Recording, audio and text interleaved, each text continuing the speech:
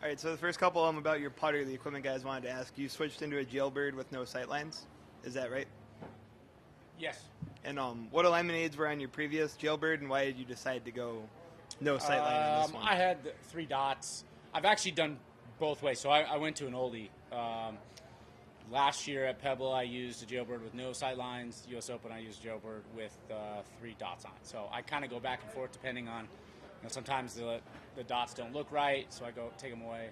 So, yeah. So this week it was no sight lines? Yes. And was there any reason this week you decided that? Or? Well, I hadn't been putting great the last few weeks, and so we kind of went back to last time we weren't putting good. We lined the ball up, took the sight lines off the putter, and just kind of worked on rolling the ball end over end, and that's kind of what we did this week. And did you switch into a thinner grip as well? So it's just the way it works out. I kind of go through like 2 or 3 putters. The U.S. Open putters, the thicker grip, 3 dots, and then the one that doesn't have any dots on it has a thinner grip. And it's just because they made it that way, and I put a grade at Pebble, and I haven't changed it. So perfect. No, I appreciate that. And then how do you feel this week about how you putted? I know today your stats were good. Friday your putting stats weren't. Yeah, Thursday was obviously nice, and today was nice. Friday, Saturday wasn't great, but there was a lot of things that we learned as far as putting goes, like certain processes that felt good, and I feel like we found some good stuff today, and so I feel like there's a lot of momentum for me on the greens going forward. And what's your general approach of how you line up the ball, just while putting? I've done it a few different ways. I mean, even though guys might use the same putter or they switch sometimes, like we're always changing our process a little bit. Maybe some weeks you're lining the ball up. Maybe some weeks it's a fat line on the Sharpie line. Maybe it's a thin line. Some weeks you have no line on the putter. Some weeks you have no line on the ball. So for me, it's just it's almost more of a feel thing. Sometimes you need to work on your aim, so you line the ball up. Sometimes you feel great with your aim and you don't need it, and you feel like you just need to freewheel the stroke. So right now I'm lining it up. And we'll see how long that lasts.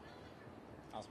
Hey, Wyndham. My question's about 11. You parred today, but a couple bogeys earlier in the week. Is there ever, it being so close to 16, a worry that there's going to be a roar in the middle of your swing? And how is that something you mentally prepare for? No, not at all. I mean, it's probably the hardest hole on the golf course. It just happens to be right there, and it really has nothing to do with 16. I feel like if in every group there's 3 guys. I feel like one guy hits in the water, one guy hits fairway, one guy hits in the right rough. And it's honestly, if you played that hole even par or better, you would probably have a really good chance to win the tournament. So it's just a tough hole. And then a final question. I saw like your ball got pretty aggressively plugged in the bunker on number 6. How is that something you mentally reset from and continue to go get birdies afterwards? Yeah, I mean, it's just part of, unfortunately, golf. I mean, that was, coming out of the rough, it shouldn't have plugged, so that was a bad break, especially after a really good drive that ran through the fairway. So, yeah, I mean, you're pissed off, but at the same time, you're like, all right, well, there's nothing I can do. Just move on. And I feel like I did a good job with that, kind of birdieing 9 and 10. So, I mean, as you play more and more out here, you get a lot of bad breaks. You just have to focus on the good ones and then just keep moving on. Thanks, Wyndham. Awesome. Thanks, guys. Thank you.